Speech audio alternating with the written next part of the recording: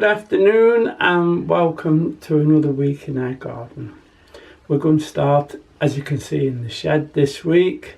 We'll have a look at the seed I'm going to try and put in this week. As soon as there's a bit of room, I'll get them put in the prop. I'll show you what's in the propagators now. Then we'll show you how I prune my grapevine. And then we'll have a walk down the garden so you can see what we've been up to. Bring you up to date on all the plots down there.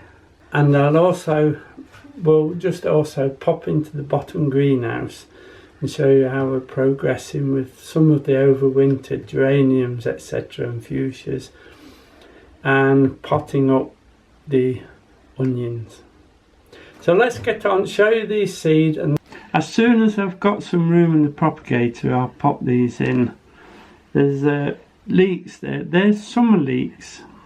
You pull them as a little bit bigger than a pencil leek and pull those. There's some nice basil, which we always want loads of basil. There's the main leek, which this time I'm putting in below 0. It's hybrid. We'll see how we get on with that one. There's some mini cold cabbage. Now, we've grown these in the autumn and they grow up very, very fast and make small cabbages. So I'm thinking, with them being a cold weather plant, and as the weather's and the daylight is increasing, we might just be able to squeeze a crop of these mini colds out before the main cabbage goes in, etc. Also some beetroot. They're bolt hardy, good old-fashioned variety. We'll put those into some cells and then plant them up later on. I've just popped the lids off the propagators just to show you what we've got. The aubergines and the first set of peppers are still in there. We'll just let them get a little bit stronger and then we'll get those potted up and they can go in the bottom greenhouse. They'll be perfectly alright. Everything else I've sown this week. I've put the tomatoes in. Now I've put the brassicas in and a couple of lettuce in pots. And what I'm doing is, because the tomato seed needs to be a little bit warmer than the brassicas obviously, so I just put one of these covers over it just to keep them a little bit warmer at this end. The second set of the peppers, the bull's horn and the yellow, we got some but we didn't quite get enough, so I've reset those. These are fem spot, that one's cucumber. These are tomatoes again and a chili pepper. In the Bristol onion, it has germinated but it's a bit light, so I've reset, so we'll catch up with those. And that's the celery. Needs to be in the warmest place, the celery. Now your cucumbers, they're in the middle of the prop, if you notice, and they must be kept warm. When they germinate, I should keep them in this prop for as long as possible, even potting them up in the prop. There's a little bit of cold air on them and they'll just collapse. So we'll pop the lid back on this one. I was looking at the thermostat, it's set at 22, so it's quite warm in there. That's 22 Celsius. And then we just keep that lid on. In the day I try to keep the vents open and then at night we close them. The light I leave on 24 hours now. It's only a LED with a big lens on it, so it's not using a lot of electricity, and it has a little fan in there that keeps itself cool. So that looks after itself, no problem. Now we'll just pop out and prune the grapevine, show you how I do it. Don't forget to clean your secateurs, sterilise them before you start. Right, we're up at the top here on the grapevine. Now the last 2 years we've had a lot of mildew on the grapes themselves, and this year we hardly got any grapes off it. So I'm going to remove quite a few of these cross pieces so that the air can get through, and then we'll prune these like we do normally. If I just free this off,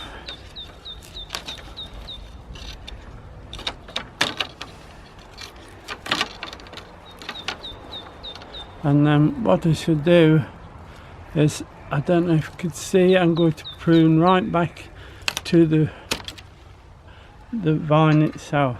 Likewise, this one here, we'll just release it with the tapes, and then this one will take off as well to let the air go through. Right back at the vine, that there, we'll cut there if I can get my hand to it. There you go, and take that off. I shall remove all these cross pieces right down the vine. It was nice to have the canopy in the summer, but it doesn't do so that the grapes won't ripen, because you can't get the airflow and can't get the sun on. So with those gone, it'll give us better grapes. What we need to do is, first of all, take these sticky bits off. They're no good anyway, and that one's dead, look. You see? That one's dead, that one's dead. Now, you want to be looking, or this is the way I do it anyway, is for two buds, and then cut it. So one bud there, and I cut off there. This one, I'm going to remove that completely because that's not doing any good there. This one has got a bud around here and another bud there, so we go there. Sorry camera person. This got a little dead bit on, look, we'll take off there. That's got 1, 2, 3 there, so we can take that off there if I can get the angle right. That's it. And that's how we'll progress all the way down. The first thing, looking at it, I think we'll need, if we take that off, it'll give this side more of a chance to grow. So we'll take that out. And the same again, not looking for buds. One there, and so we cut off. The idea being that you've got a bud and a guarantee, and if you was really seriously doing your growing for grapes, as soon as that one starts growing, or that one starts growing, the idea is to come back and rub that other one off, which is quite a lot of work, but I won't do that for this old vine. Same again, I've got one there, so I cut that one off there. This piece here is dead, so that can come off. Look, again, 1, 2, and cut. 1, 2 on that one, look, so we can cut there. Again, 1, 2 there. I'll stop saying 1, 2 now because you've got the idea.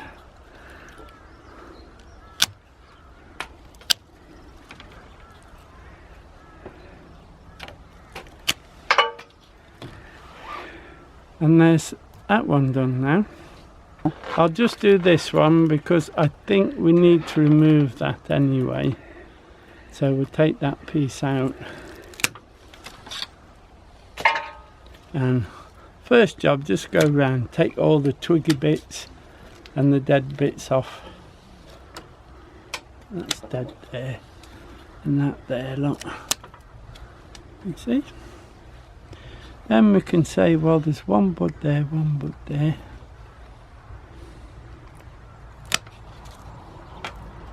One bud there. One there. One there and there.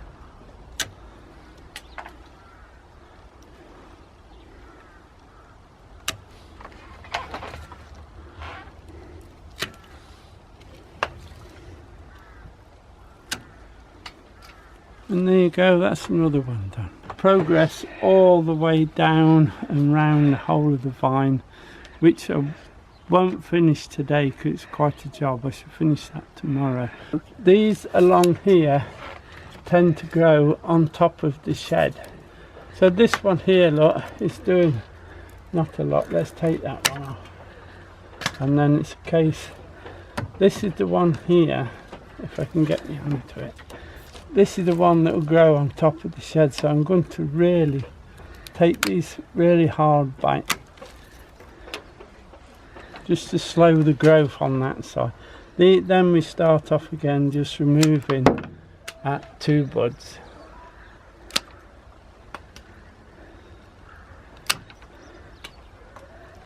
And there's a dead bit in there, we need to get that off, that's it.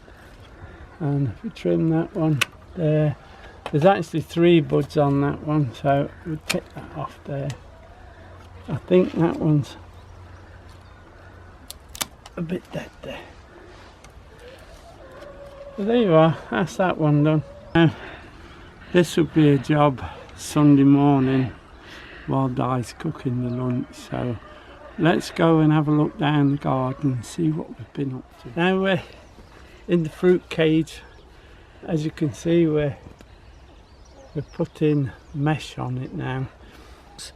Because the chickens are on lockdown, I've actually given them the net that belongs on the fruit cage so they can get to the dust bath, etc., and still be under cover. And we were planning eventually to put wire mesh on the fruit cage, so we've brought it forward now. Being the chickens have got the net and I don't know when they'll be released, so we're going to put the mesh on here. We're only halfway through, as you can see at the moment.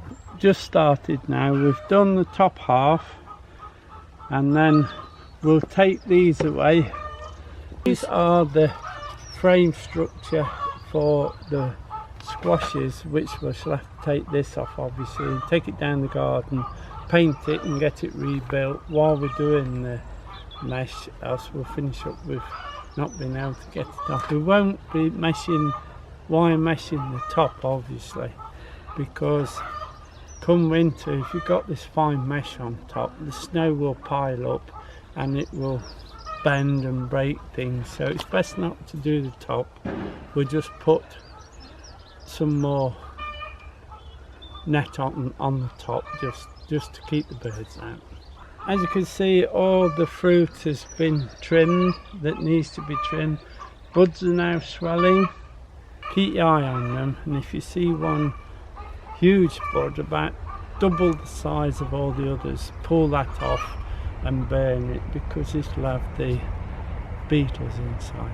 Another little job that we've been able to do is get the wood chip down on the paths. Now we've done them all to the bottom and we've just got our fingers crossed we don't get a heavy storm and the dike overflows, else we'll have to redo that. But we haven't put it on very thick down there, so there's not a lot of loss if we lose. Now we got the wood chip from my neighbour who's had a hedge chopped down, and they put it through a huge machine, and this is the result of their hedge, and they told me I can have as much as I want, so thank you next door. Now I'll just show you how I break the soil down after digging. This has been dug a while back now and the rains flattened it down. Now I'll just show you how I break the soil down ready for planting. All of the garden has now been dug, and where it's been left, as you can see, the rains pounded it down, and the dry weather we've had in the last few weeks has cracked it a bit. Now to get it into a tilth like that, all I do is I use the 4-prong long-handled rake and I just rake backwards and forwards. So I'll do a bit and show you. So even though that looks quite bad, it soon breaks down. Just keep going across the top, just lightly, and it will break it. And then the other way, and then I do the whole of the garden like this. Keep your handle low. Can you see how it's breaking up?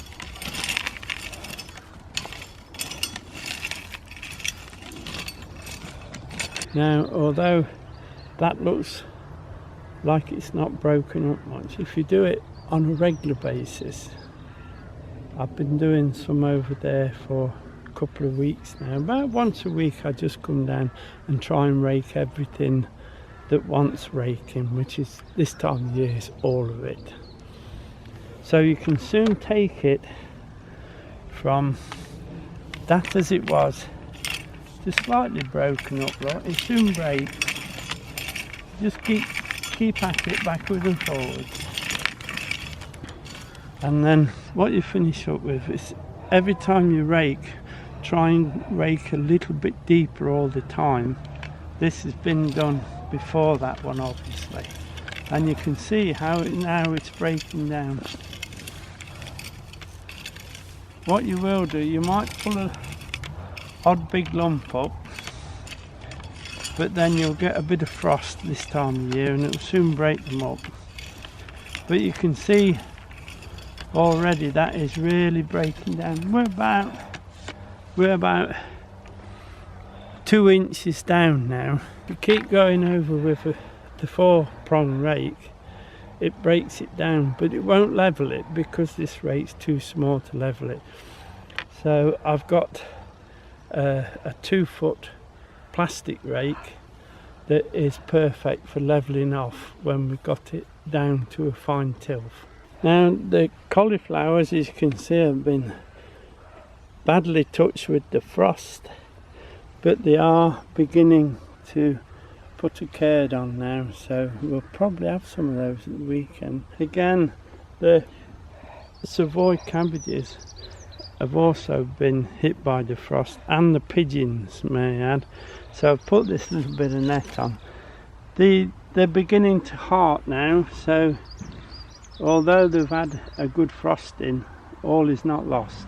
Now the garlic's coming through okay now, settling down. I think I'll just give a scattering of dried blood next time, just before it's going to rain, and let that wash in, because that's got a lot of nitrogen in it. They don't want much, but if you can see that a bit of nitrogen won't do them any harm. You can see the rest of the beds are all dug. I'm beginning to rake them down. Some of them will be another week or so. These down this end are all doing fine. There's a few swede left, but again I'm afraid the pigeons got to them. There's a bit of chard, which I'm trying to keep the chard going as long as possible, because with the chickens being on lockdown, they do like a bit of chard. Now this here is the onion bed. If you remember, we double dug it, put manure in the bottom and in the top spit, mixed it all up, and I've just started raking it down now. As you can see, it's dropped down a good 6 or 7 inches to what it was after it was dug, and with the raking now we'll get it ready. We might just give it a top dress of bloodfish and bone, or bone meal anyway, just before planting, but we'll show you in a minute the progress of the onions that are going to go in here. The tree that we pruned last week is looking well. I haven't got any manure at all. I couldn't get any from anywhere, so I've sent for some bone meal. That's arrived. We'll scatter that round a good 4 feet from the bole of the tree, or the trunk of the tree, and then just rake it in, and hopefully the next rainstorm will wash it in. And the trees are beginning to wake up, so it will take in that nutrients now, and we should have a good crop. The rhubarb is just popping through now. We don't force the rhubarb, we just leave it alone and let it come up on its own. Now just popped into the bottom greenhouse. This is where I was working this morning, doing the onions, potting on the onions. So we'll just show you what I do. Now I pop the onions up into liners and keep them in here as long as possible because there's more light down here and they'll grow better. I put the compost in. It's a decent compost, but it has got John Innings in it.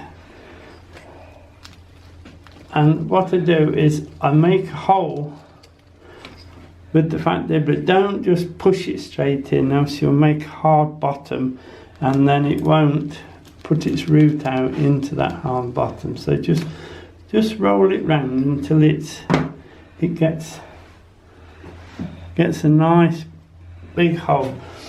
Then just release your plants. I use a bamboo dibbler, I find them easier.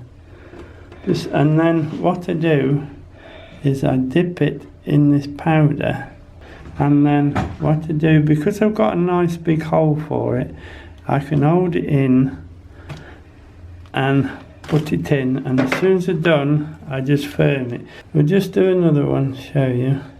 Now with onions they say don't put them too deep, but what I find is if you go just under the compost like that, they stand better. And I think what you'll find is that the onion will set itself at the right height it wants to be. So when we plant them in the garden from these liners, they'll already be at the correct height. Now the powder I put in, this is it, it's from Vitax. Now these are some of the overwintered geraniums and fuchsias. They're ready for potting, so if you can remember we put loads and loads and loads of plants in there. So now I need to depot them and pot them up into, I need to pop them into some 1 litre pots in some good compost and put them on the benches now, ready for the summer bedding. Now that'll be it for this week. I hope you've enjoyed our little walk round. Do take care everyone, stay warm, and hopefully we'll see you next week. Bye now.